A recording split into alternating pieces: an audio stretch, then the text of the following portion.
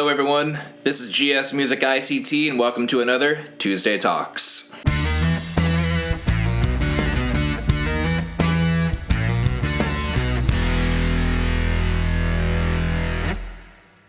So last week I talked about the 5 things that you should avoid to have a good band practice, but this video is going to be what you should do to have a good band practice. We're going to go a little bit into detail on these 5 tips. Tip number 1 is you need to have a plan. You need to write down what you're going to do instead of showing up to the rehearsal room and just winging it. You need to have a set list. You need to have a plan on where you're going to speak.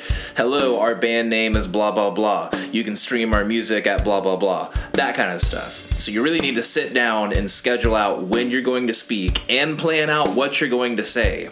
Don't leave it to chance. You need to follow a plan. Number 2. You need to put your phone down, turn it off, get it out of the room, get the phone away from the band members.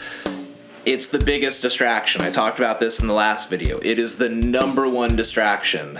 My band, we only had 3 hours to practice, and some days it would end up with us laying on the couch and showing each other TikToks. It was an absolutely unproductive, ungodly waste amount of time.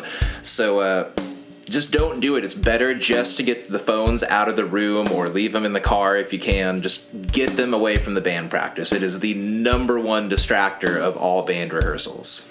Number 3 is to discuss future gigs and what will be required of every member to pull off this show. Now, if you're a band, you may be gigging 4 or 5 times a month. You may be gigging 4 or 5 times a year. Whatever it is, you need to have a plan. And who needs to be in charge of what. So for example, in my rock band, my bass player, not only did he supply the rehearsal room in the basement, he also had a truck and an enclosed 5x8 trailer. He was in charge of maintaining the vehicle, the trailer, and having access to this rehearsal space. He was also our sound guy. He knew how to EQ a mic and how to do all that kind of stuff and how to set up all the PA. He had very specific roles. And every member has that. Somebody needs to be planning these gigs. Somebody needs to plan out the set list. You need to plan out when you're going to meet up to load all the gear. You need to probably have a checklist for all the gear that you're going to bring, because I can tell you the most embarrassing moment I have ever had, forgetting a guitar pick. I'm the guitar player. I was the only guitar player in the band. I showed up to a show at the Fog in El Dorado, Kansas, and we looked through everything and there was not a pick anywhere. I had to go ask a band member from another band if I could borrow a guitar pick. We didn't even have a quarter. I would have played with a quarter to avoid the shame, but I tell you what, I bring about 30 guitar picks at every show I go to now because I don't ever want that to happen again, and that guitar player still doesn't let me live that down. Make sure you bring a checklist and guitar picks. Drummer, bring drumsticks. Tip number 4 is to schedule a free jam or a warm-up jam.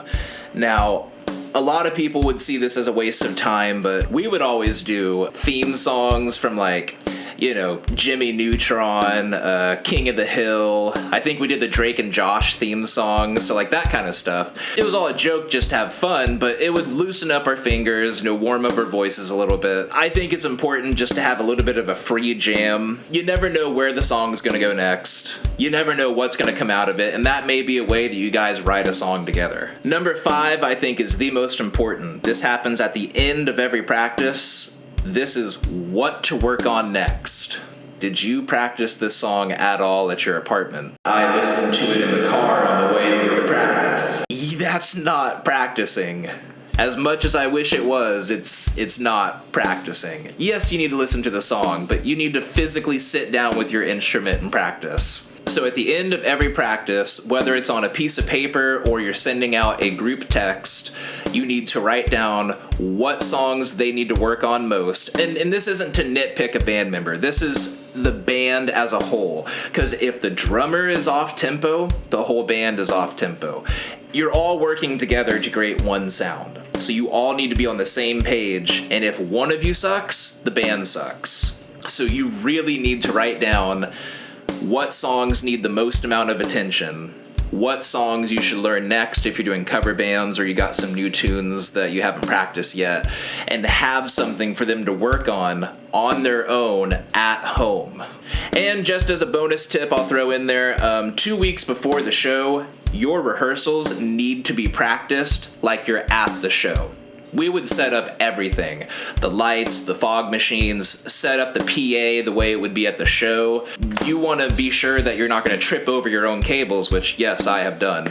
Luckily, at that show, I tripped on a cable. There was so much fog in this bar that I fell up against the PA while playing a solo, but I didn't want to, stop.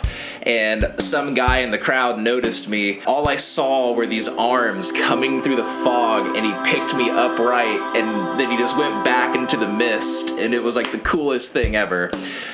That worked out. It doesn't mean it's always going to happen. That guy is not going to be at your show 99% of the time. But you should practice like it's a real show. Turn off the lights, get the stage lights on, run everything, and test it, and see what works. Maybe you don't need as much gear as you thought you did. That's all I've got today. Those are the 5 best tips plus the bonus tip for what you should do to have a productive practice. And as AC/DC said, it is a long way to the top if you want to rock and roll.